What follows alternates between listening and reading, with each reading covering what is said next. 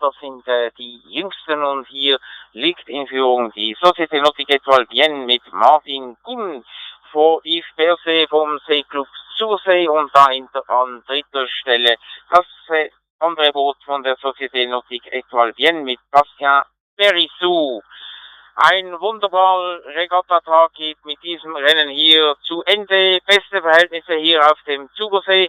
Ein Sommertag konnten wir hier genießen und ich danke allen, die bis heute Abend hier geblieben sind. Wir hoffen natürlich auf einen ebenso schönen zweiten Regattatag morgen Sonntag am Pfingstsonntag. Los geht's um 7:30 Uhr mit dem finalen Rennen für den Talents Cup, der dann am Weltcup auf dem Rotsee ausgetragen wird und da ist Spannung vom ersten Rennen an garantiert. Jetzt wünsche ich Ihnen einen schönen Abend, schöne Heimreise und bis morgen 7:30 Uhr geht's los.